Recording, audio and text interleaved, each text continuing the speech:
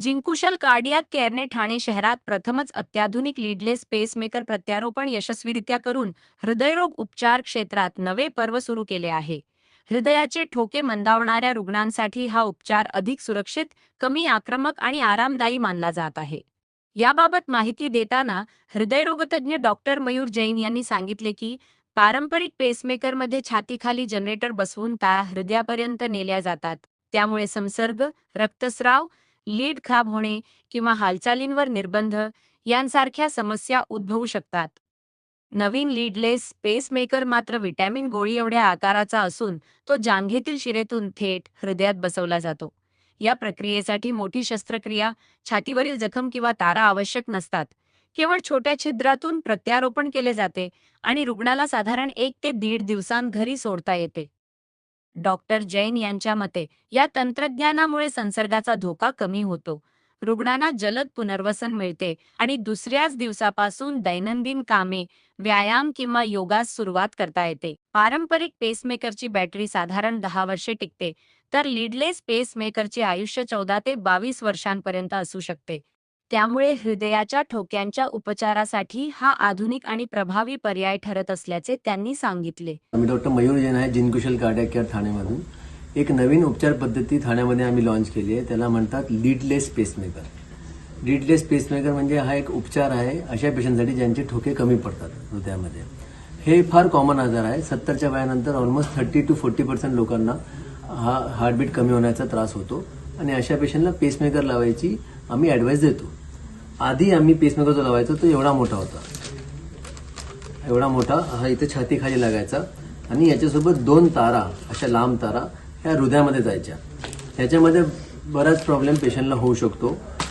ही पण एकदम certified therapy आहे, पण ह्याच्यामध्ये काय आहे की लोकल पॉकेट जो बनतो त्याच्यामध्ये ब्लिडिंग होणे, इन्फेक्शन होणे, ते तार आतमध्ये जातात, ते एका नसामधून जातात, वेनमधून.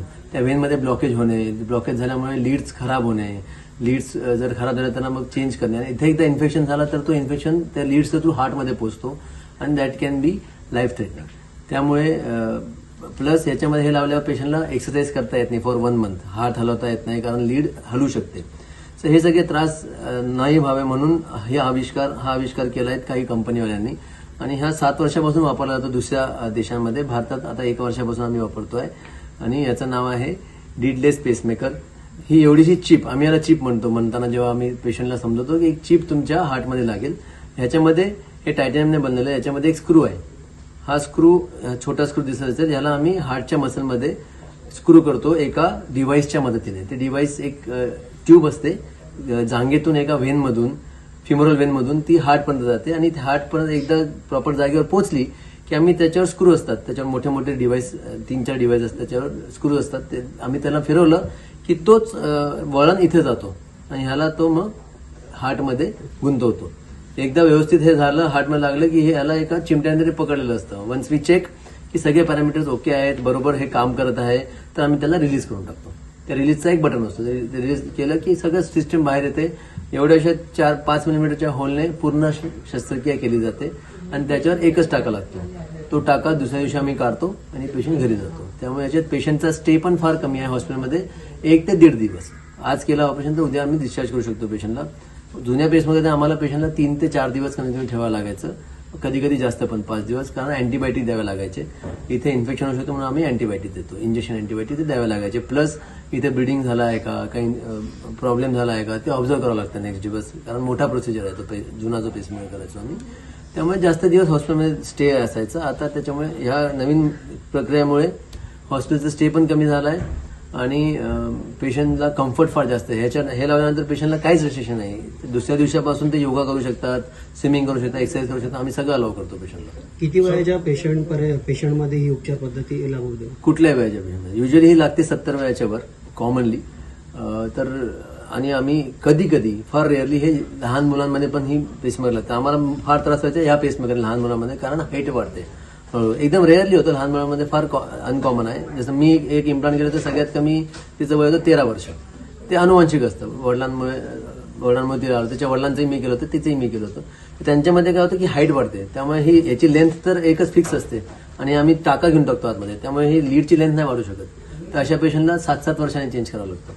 त्यामुळे लहान मुलांमध्येही हे फार चांगलं आहे, पण त्याचं छोटा डिव्हाइस लावतो मी, त्याच्यापेक्षा छोटा डिव्हाइस या यंत्राची लॉंग लाईफ सर सर पहिलं स्पेस मेकर होतं ते आणि ह्याच्यामध्ये किती फरक आहे? खर्चिक आहे का हे कमी खर्चिक? हे खर्चिक आहे. ऑब्व्हियसली कुठली नवीन टेक्नॉलॉजी ती आपल्या जनतेसाठी थोडी हाय कॉस्ट असते, कारण हॉस्पिटलला रिक्रूट करण्यासाठी हाय कॉस्ट लागतो. जशी याची इम्प्लांटेशन रेट वाढेल इंडियामध्ये तसे याचं कॉस्ट कमी होईल. आता 2 फॉरेन कंपनीज याला बनवत आहेत, त्यामुळे अजून अजून रिसर्च चालू आहे. इंडियनला एकदा बनलं किंवा हे कंपनी पण कमी करतील जेव्हा याचं रेट वाढेल. ऑलमोस्ट डबल पडतं, दुप्पट कॉस्ट आहे. या यंत्राची लाईफ किती आणि किती वर्षानंतर हे बदली करावी? सो तेही याचा फायदा आहे की जो रुटीन टेस्टमध्ये आम्ही लावायचो त्याची लाईफ 10 वर्षच होती.